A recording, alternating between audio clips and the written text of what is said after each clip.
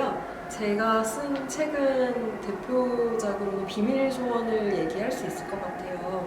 19년에 이제 나다움 창작 공모전에서 수상한 작품이 있고, 또 저학년을 위한 책으로는 하다와 황천의 돈가스, 9살 하다 등이 있습니다. 최근에 비밀 숙제와 13의 얼굴이라는 책을 출간하기도 했습니다.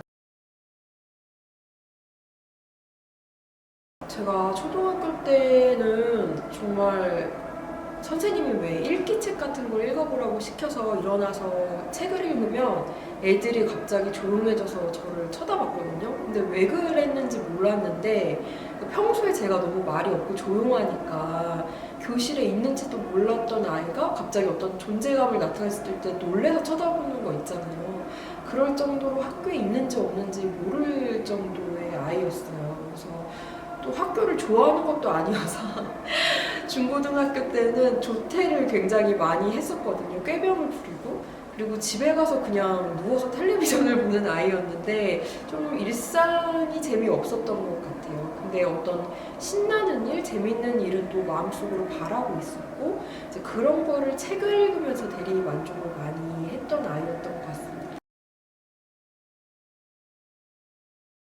제가 어릴 때 굉장히 말을 잘 못하는 어린이였어요. 그래서 존재감도 별로 없고 또 친구가 많지도 않아서 항상 좀 책을 읽으면서 위로를 많이 받았거든요. 근데 제가 어릴 때 좋아하는 책을 항상 가까운 곳에 꽂아놨었는데 자연스럽게 저도 그런 책을 쓰고 싶다고 생각하면서 컸거든요. 그래서 저랑 비슷하게 좀 소심하고 말도 잘 못하는 어린이들이 제 책을 읽고 위로를 받았으면 해서 그런 책들을 쓰게 됐습니다. 근데 저는 사실 책의 가장 큰 목적은 어떤 즐거움을 주는 거라고 생각을 하거든요. 그래서 모든 아이들이 결정권이나 주도권 같은 게 부족하기 때문에 자신이 원하는 걸 다 하지 못하는 경우가 많은데 그게 활발하고 목소리 큰 아이들이라 할지라도 마찬가지일 것 같아요. 그래서 자기네들이 현실에서 이루지 못하는 것을 책 속 주인공들이 대신 하는 모습을 보면 언제든지 즐거움을 느낄 수 있을 거라고 믿고 있습니다. 마음대로 학교는 이제 하라라는 친구가 주인공의 이야기이고요. 이제 하라는 어느 날 갑자기 학교 가는 게 너무 지겹게 느껴집니다. 그래서 아침에 잠옷을 입고 학교에 가게 돼요. 그러자 학교가 자신이 원하는 모습 침대로 변신을 하게 되고 이제 그것을 경험으로 다음 날에는 수영복을 입고 가게 되거든요. 그래서 이제 학교가 자신이 원하는 모습대로 변신을 해서 학교 가기가 다시 즐거워지는 이야기인데요. 이제 이것도 제 경험이 녹아 있어요. 저는 학교 다니는 게 별로 즐겁지도 않았지만 잠이 많아서 정말 학교 다니는 게 너무 힘들었거든요. 그래서 어떻게 보면 많은 어린이들이 늘 학교 가는 게 즐거울 것 같지는 않아요. 그래서 하루쯤 빠지고 싶을 때도 있을 텐데 어른들은 연차라는 걸 내고 휴가를 쓰잖아요. 근데 어린이들은 마음대로 할 수가 없으니까 그거에 대한 바람을 담아서 학교가 내가 원하는 모습으로 변하는 그런 단편을 써봤습니다. 두 번째가 괜찮은 생일 파티인데요. 그거는 이제 자신의 생일이 크리스마스인 친구 이야기예요. 제가 생일이 여름방학이어가지고 한 번도 살면서 친구를 초대를 못 해봤어요. 그게 조금 억울하기도 하고 어릴 때 추억을 갖지 못한 게 늘 아쉬웠거든요. 그래서 이제 생일이 크리스마스이고 겨울방학이고 너무나 추운 겨울이 로이를 주인공으로 했는데요. 거기에 이제 인기 많은 친구들 3명이 오겠다고 약속을 하는데 하나같이 핑계를 대고 파티에 오지 않고 떠나가거든요. 근데 여름방학이 생일인 친구가 와서 그 로이의 마음에 공감을 해주고 함께 생일 파티를 즐겨줍니다. 그래서 친구가 많이 오지는 못했지만 단 한 명 내 마음을 알아주는 친구가 와줘서 꽤 괜찮은 생일 파티였다라는 그런 결론을 내고 싶었고요.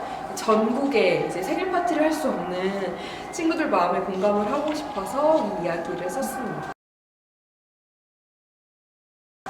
이제 세 번째 이야기는 할머니와 춤을이라는 이야기인데요. 이제 이것도 제 경험이 녹아 있어요. 제가 눈이 시력이 굉장히 나쁜데 어느 날 횡단보도에서 아이가 그 차들 사이에서 막 안절부절 못하고 있는 모습을 본 거예요. 그래서 제가 이제 파란불이 될 때까지 기다렸다가 막 뛰어갔는데 비닐봉지였던 거죠. 그래서 굉장히 이제 안심을 하면서도 허무했던 그런 경험이 있는데, 이제 현이라는 남자아이가 똑같은 마찬가지로 비닐봉지를 강아지인 줄 알고 구출을 했다가 그 비닐봉지가 3가지 소원을 들어준다고 하는 그런 이야기입니다. 현이는 할머니와 오랫동안 살아왔던 아이인데 이제 엄마 아빠와 살게 되면서 할머니에 대한 그리움을 지니고 있거든요. 성인들은 버스나 지하철을 타고 이동하는 게 어렵지 않은데 어린이분들은 그런 게 굉장히 힘이 들잖아요. 그래서 그 봉지의 소원을 자신이 그리워하는 대상을 만나는데 사용하게 되는 그런 이야기로 썼습니다. 마지막 이야기는 이제 빈 둥지인데요. 제가 이 이야기는 약간 제목을 고민을 했어요. 기다릴 수 있어 라는 제목을 쓰고 싶었는데요. 원래는 그 어느 날 자기 집 베란다에 까치 부부가 알을 낳고 이제 거기서 아기 까치가 자라나는데 그 빌라에서 사람들이 까치가 이제 더럽고 냄새나고 시끄러우니까 내쫓으려고 막 계획을 짜요. 근데 어린이 주인공인 무늬가 이 까치들이 커서 날아갈 수 있을 때까지 기다리고 싶어하는 그런 마음으로 빌라의 이웃들과 용감하게 싸워주는 그런 이야기거든요. 근데 실제로 제가 살고 있던 빌라에 까치들이 새끼를 낳았었는데 제 아래층에 사는 아저씨가 그 둥지를 떼어내려고 하신 적이 있었어요. 그래서 결국 한 마리는 날아가지 못하고 떨어져서 이렇게 안타깝게 떨어지는 사건이 있었는데 그때의 경험을 살려서 쓴 이야기입니다. 그 요즘 굉장히 어린이에 대해서 인내심이 없잖아요. 그래서 노키즈존도 계속해서 만들고 있고 그런 인내심 없는 어른들한테도 제가 약간의 이렇게 아이들을 위해서 기다려 주십사 하는 부탁의 말씀을 건네고 싶기도 했고, 어린이 여러분들한테도 이제 여러분들이 지금 미숙한 것은 당연한 것이니까 그거에 대해 너무 겁먹지 말라고 말씀을 드리고 싶어서 쓴 동화입니다. 쓰고 나서 보니까 그 마지막 빈 둥지 이야기를 제가 마지막에 썼는데 제가 늘 어린이분들한테 하고 싶은 그 한마디가 여러분들을 기다릴 수 있어요, 이 말이었던 것 같더라고요.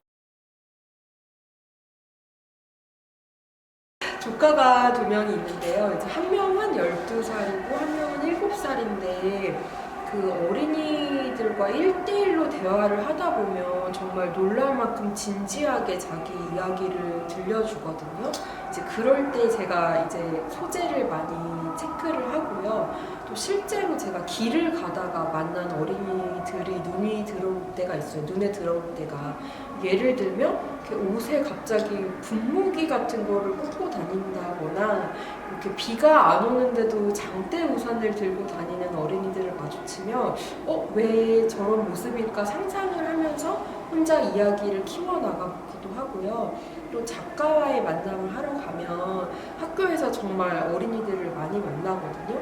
그때 아이들이 저한테 이제 쪼르르 다가와서 자기 이야기를 막 쏟아낼 때가 있는데 그때 하나하나 소재를 주워 담듯이 이제 이야기를 간직하고 있다가 동화를 쓸 때 그거를 발전시키는 방향으로 이야기를 쓰고 있습니다. 제가 이제 작가로 처음 등단을 했을 때 그 소감 얘기할 때 했던 얘기인데요. 이제 작가는 되는 게 아니라 작가로 사는 거라는 생각을 처음부터 했어요. 그래서 작가가 된 게 끝이 아니라 이제 어떤 작가로 사느냐가 저한테 중요한데 동화라고 하면 많은 사람들이 굉장히 쉽게 쓴다고 오해를 하시거든요. 저는 정말 모든 문학 장르 중에 제일 어려운 게 동화라는 생각이 들어요. 그래서 동화를 쉽게 생각하지 않고 또 어린이 독자분들 위주의 글을 쓸 수 있는 항상 머물러 있지 않고 지금 이 시대를 살아가는 어린이들하고 발맞춰서 앞으로 나아갈 수 있는 그런 동화를 쓸 수 있는 작가로 살아가는 게 저의 최종 꿈입니다.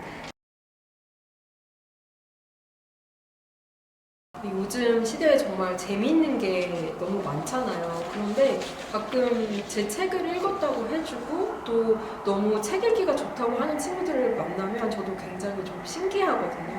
저 어릴 때 생각도 많이 나고. 근데 저는 교과서를 쓰는 게 아니기 때문에 제가 책을 쓰는 이유는 단 하나예요. 어린이 친구들한테 즐거움을 주기 위해서. 저도 글을 쓸 때 즐겁게 쓰려고 노력을 하고요. 여러분들이 책을 읽을 때 뭔가를 배우거나 내가 여기서 학습하려고 한다기보다는 정말 오롯이 그 시간을 즐길 수 있으면 좋겠어요. 그 시간을 즐기고 여러분들이 거기서 힘을 얻고 위로를 받으면 또 그것만으로도 저는 굉장히 큰 성과를 이뤘다고 생각을 하거든요. 그래서 여러분들은 밝게 신나게 솔직하게 자라나면 좋겠고요. 저는 이미 어른이 됐으니까 어린이 여러분들이 어른이 되는 그 시간을 동화를 쓰면서 함께 할 수 있는 게 저의 목표입니다.